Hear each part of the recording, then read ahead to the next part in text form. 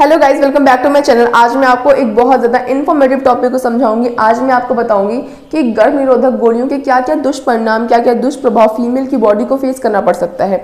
आप गर्भ निरोधक गोलियों को कॉन्ट्रासेप्टिव पिल्स भी बोल सकते हो, क्योंकि सबको लगता है कि कॉन्ट्रासेप्टिव पिल्स को लेना बहुत ईजी है। हम केमिस्ट की शॉप पे गए, हमने उनसे बोला कि कॉन्ट्रासेप्टिव पिल्स दे दो, उन्होंने आपको पिल्स दिया, आप खाना स्टार्ट कर दोगे, आप अपनी प्रेगनेंसी को अवॉइड कर सकते हो। लेकिन सबसे पहले मैं आपको स्टार्टिंग में ही एक बात क्लियर कर दूं कि कॉन्ट्रासेप्टिव पिल्स के भी टाइप्स होते हैं, ठीक है। अब केमिस्ट आपको देखकर ये नहीं बता सकता कि कौन से टाइप्स की कॉन्ट्रासेप्टिव पिल्स वो आपको देगा। इसीलिए कॉन्ट्रासेप्टिव पिल्स भले आप खुद की मर्जी से ले सकते हो, भले उसके लिए प्रिस्क्रिप्शन की रिक्वायरमेंट नहीं होती है, बट उसके बावजूद भी आप डॉक्टर के पास जाओ। डॉक्टर आपको अगर बताएगा कि आपकी बॉडी के लिए कौन से कॉन्ट्रासेप्टिव पिल्स की आपको ज़रूरत है या फिर कितने mg की कॉन्ट्रासेप्टिव पिल्स की आपको रिक्वायरमेंट है, उस हिसाब से जब आप लोगे तो वो ज़्यादा आपको दिक्कत नहीं देगा। लेकिन जब आप खुद की मर्जी से कॉन्ट्रासेप्टिव पिल्स लेते हो तो आपको नहीं पता ना कि आपके लिए कौन सा बेस्ट है, कौन सा बेस्ट नहीं है। तो जब कुछ भी उठाकर आप कॉन्ट्रासेप्टिव पिल्स ले लेते हो तो बहुत ज़्यादा दिक्कतों का आपको सामना करना पड़ सकता है। उन सभी दिक्कतों के बारे में आज की वीडियो में हम डिस्कस करेंगे, क्योंकि गर्भ निरोधक गोलियों के बारे में बात हम इसलिए कर रहे हैं क्योंकि सेक्सुअल एक्टिविटी से प्रेगनेंसी होती है, बट सभी को प्रेग्नेंट नहीं होना ना। किसी की फैमिली कंप्लीट हो गई होगी, किसी को भी बेबी नहीं चाहिए होगा, फ्यूचर में चाहिए होगा, तो वो उस टाइम गैप के लिए वो उस प्रेगनेंसी को अवॉइड करने के लिए वो क्या करते हैं, गर्भ निरोधक पिल्स लेते हैं, यानी कॉन्ट्रासेप्टिव पिल्स लेते हैं।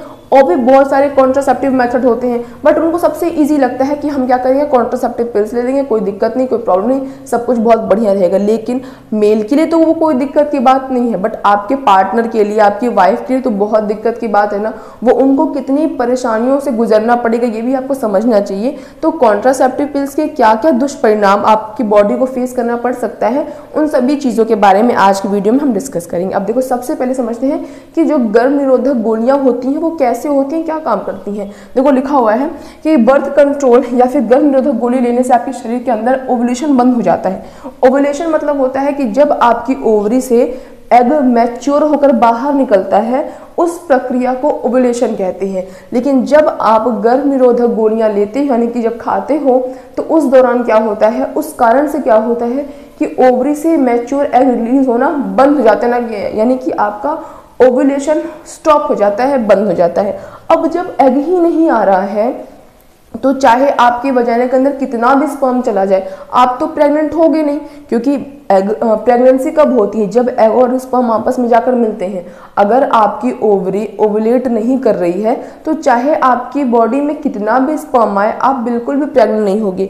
तो इस तरीके से जो गर्भ निरोधक गोलियां होती हैं वो आपकी प्रेगनेंसी को अवॉइड करती हैं। अब देखो, लिखा हुआ है कि जब ओवुलेशन ही नहीं होगा तो एग्स का भी उत्पादन नहीं होगा, और जब अंडे ही नहीं बनेंगे तो स्पर्म से मिलकर निषेचन का खतरा भी नहीं होगा।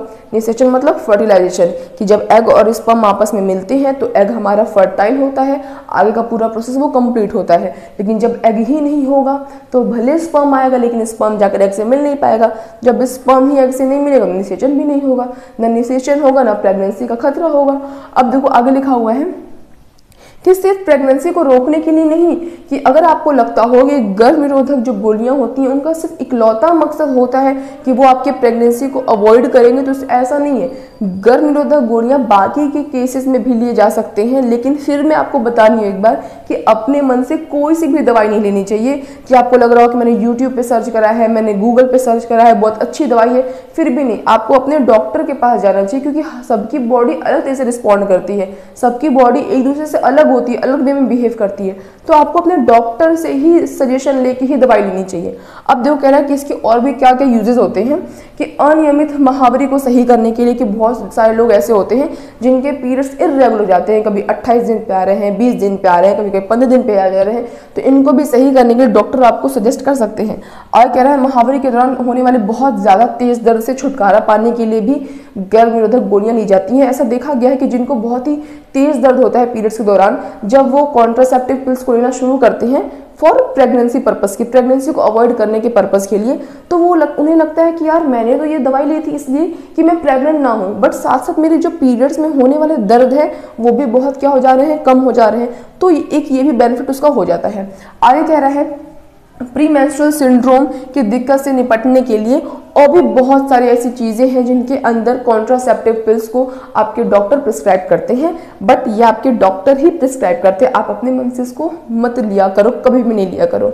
अब बात करते हैं इसके नुकसान क्या है, कि जो गर्भ निरोधक गोलियां हैं उनको खाने से क्या नुकसान होगा। सबसे पहले मेंस्ट्रुअल स्पॉटिंग।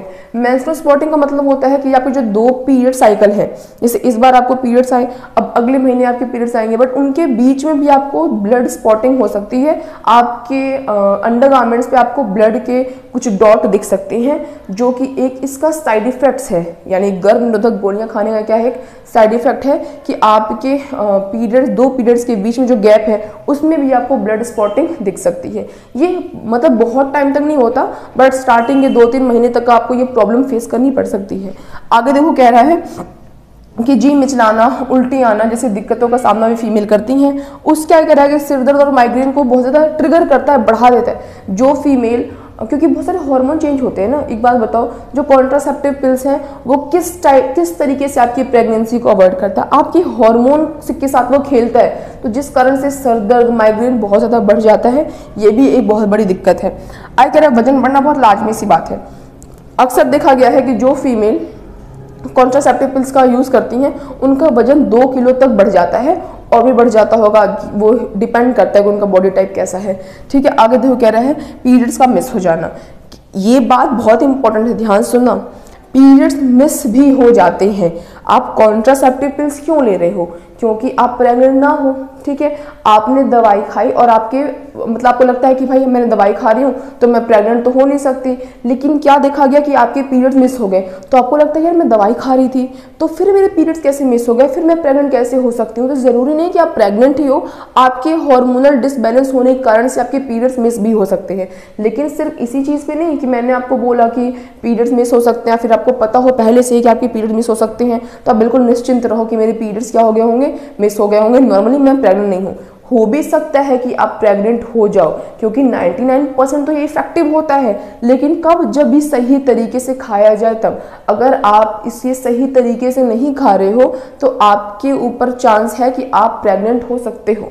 ठीक है, और लास्ट एक बात मैं आपको और बता दूं कि जो कॉन्ट्रासेप्टिव पिल्स होता है वो सिर्फ और सिर्फ किसका निरोध करता है, प्रेगनेंसी का निरोध करता है, यानी कि सिर्फ और सिर्फ प्रेगनेंसी को अवॉइड करता है, वो एसटीडी को अवॉइड नहीं करता है। कि अगर आपको लगता है कि मैं गर्भ निरोधक गोलियां खा रही हूँ तो मुझे सेक्सुअली ट्रांसमिटेड डिजीज नहीं होगा, तो यहाँ पे आप बहुत ज़्यादा गलत हो। वो सिर्फ और सिर्फ आपके प्रेगनेंसी को अवॉइड करेगा, एसटीडी को अवॉइड नहीं करेगा। तो आज की इस वीडियो के लिए बस इतना ही। मिलेंगे नेक्स्ट वीडियो में किसी और बहुत ही इंटरेस्टिंग और इन्फॉर्मेटिव टॉपिक के साथ। तब तक अगर आपको मेरी वीडियो अच्छी लगी हो, इन्फॉर्मेटिव लगे तो मेरे वीडियो को लाइक कर देना और मेरे चैनल सब्सक्राइब कर देना। That's all, bye guys.